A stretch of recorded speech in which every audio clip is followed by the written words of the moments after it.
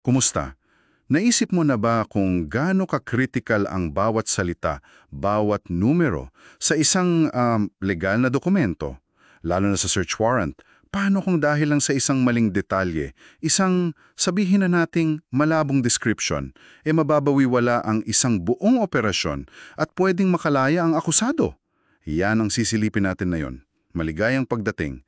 Ngayon, ang source natin ay direkta mula sa Korte Suprema. Ito yung kaso ng People of the Philippines versus Marife de Jesus y Evangelista, GR numero 273189 na lumabas lang nitong April 24, 2024. Ang misyon natin, himayin natin to para mas maintindihan mo, lalo na ikaw, ang mga karapatan mo pagdating sa search warrants. Okay, simulan na natin itong paghimay. Okay, ganito nangyari. November 8, 2017, nagkaroon ng operasyon ang PDEA, Philippine Drug Enforcement Agency, sa Makati. May dala silang search warrant number 17-039.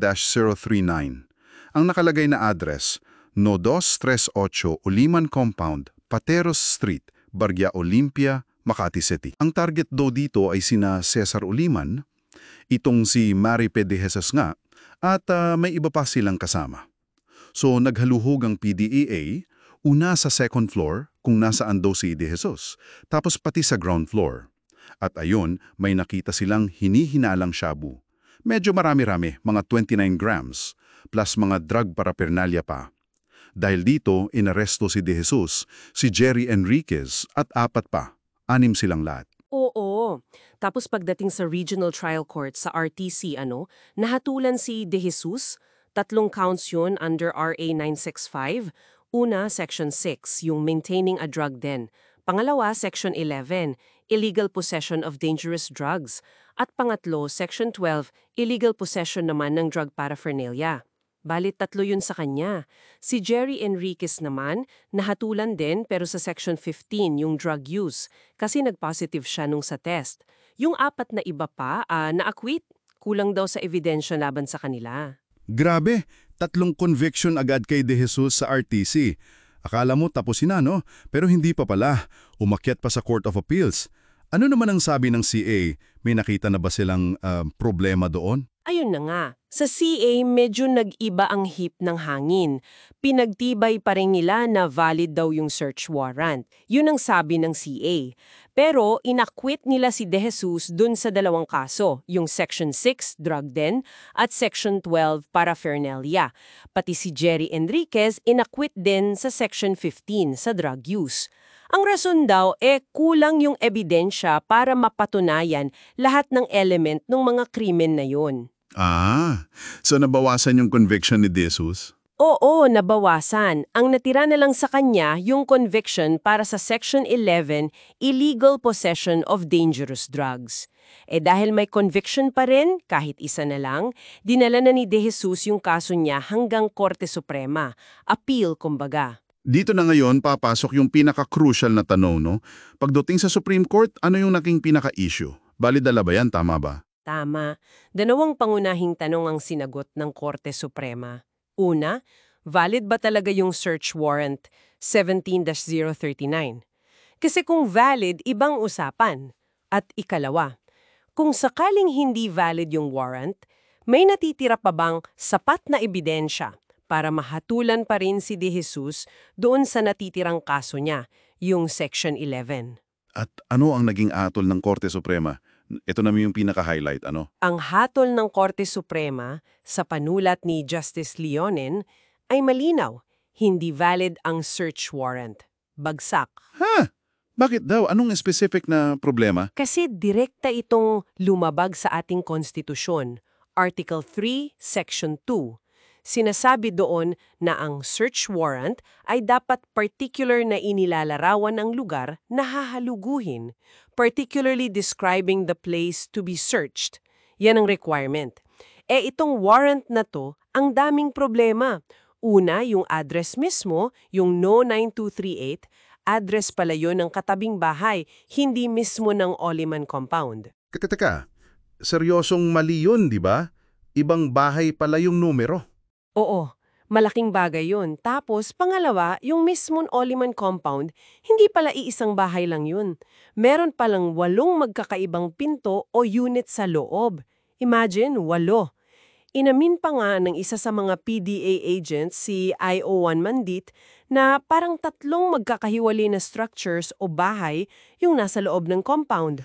Ibig sabihin, yung description sa warrant na No. 9238 Oliman Compound, parang sobrang general. Ganon. Eksakto. Masyadong malawak. Dahil hindi specific kung aling unit o aling bahay doon sa 8 ang target, binibigyan nito ng parang kalayaan yung mga operatiba na maghaluhog kahit saan doon sa loob ng compound. Ito yung tinatawag na general warrant. At yan striktong ipinagbabawal ng ating batas at konstitusyon. Hindi pwede yon. So, kahit sabihin nating alam ng mga agent kung sino talaga yung target nila? Hindi sapat yon. Ang sabi ng korte, kailangan yung mismong nakasulat sa papel sa warrant, yun ang masusunod at dapat eksakto. Hindi pwedeng basta alam lang nila sa isip nila, dapat klaro sa dokumento. Pati yung binanggit nilang sketch daw, sabi ng korte, hindi rin umubra. Kasi una, hindi naman yun naging official na parte ng warrant. Pangalawa, wala rin daw sa record ng kaso para masuri ng korte. So, baliwala rin yun. Okay. Malinaw na malinaw. Invalid pala talaga ang warrant based sa standards ng Korte Suprema. Ngayon, ano ang naging domino effect niyan sa kaso ni De Jesus? Paano yun gumagana sa legal na proseso? Napaka-importante niyan.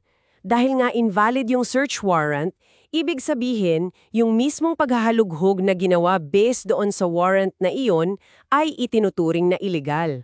At dito na ngayon papasok yung isa pang probisyon sa konstitusyon, Article 3, Section 3, Paragraph 2. Ito yung sikat na exclusionary rule. Yung fruit of the poisonous tree, yun ba yun? Oo, yun nga. Ang ibig sabihin niyan, anumang ebidensya na nakuha mo mula sa isang illegal na pamamaraan, sa kasong ito, illegal na search dahil sa invalid warrant, ay hindi pwedeng gamitin laban sa akusado sa korte, tinatawag yang inadmissible evidence, bawal ipresenta. So, yung mga nakonfiskang shabu at paraphernalia dahil nakuha sila through an illegal search, Hindi na pwedeng gamiting ebidensya laban kay De Jesus. tama. At kung tatanggalin mo yung mga droga bilang ebidensya, ano pa ang natirang pruweba para sa kasong illegal possession of dangerous drugs? Wala na. Kaya ang naging final na hatol ng Korte Suprema, in-acquit si Marife de Jesus. Pinawalang sala siya dun sa natitirang kaso niya. Wow! Ang linaw ng aral dito para sa ating lahat, lalo na sa iyo na nakikinig. Yung mga karapatan natin sa Constitution, gaya ng proteksyon laban sa unreasonable searches and seizures, hindi lang yan basta technicality. Mahalagang pananggalang talaga yan laban sa posibleng abuso. Di ba? So, ano yung mga key legal principles na dapat nating tandaan mula sa kasong to? Okay, merong 3 importanteng konsepto o doktrina dito na dapat mong tandaan. Una, particularity of description. Ulitin natin, kailangan sobrang tiyak, klaro, at walang duda ang paglalarawan sa lugar na hahalugugin sa isang search warrant. Bawal ang hula-hula o malabong direksyon. Para maiwasan yung pagkakamali at pang-aabuso. Oo. Pangalawa, prohibition against general warrants. Ipinagbabawal yung mga warrant na masyadong malawak ang sakop, na parang binibigyan ng blank check yung mga otoridad na maghalughog kahit saan. Hindi pwede yun. At pangatlo, yung napag-usapan na natin, ang exclusionary rule o yung fruit of the poisonous tree doctrine. Kung ang puno, yung search o seizure, ay nalason dahil illegal ito, lahat ng bunga, yung mga ebidensyang nakuha, ay lason din at hindi pwedeng kainin o gamitin sa korte. Napakagandang mga paalala niya yung talagang dapat isapuso. At bilang pangwakas na hamon sa isip mo, sa patuloy nating pagsisikap na labanan ng krimen, lalo na ang problema sa ilegal na droga, paano kaya natin mahahanap yung tamang balanse? Yung balanse sa pagitan ng epektibong pagpapatupad ng batas at sa pangangalaga naman ng mga fundamental na karapatang pantao na ginagarantiya mismo ng ating saligang batas. Mahirap na tanong yan, no? Pero mahalaga. Ano sa tingin mo kung may komento ka, tanong o sariling pananaw tungkol sa kasong ito o sa tanong na yan, ishare mo naman dyan sa comment section sa ibaba. Gusto naming marinig mula sa iyo. At kung naging kapaki-pakinabang sa iyo itong paghimay natin, pakipindot naman yung like button at syempre yung subscribe button para lagi kang una sa mga susunod pa nating pagsusuri ng mga importanteng kaso at isyu. Hanggang sa muli!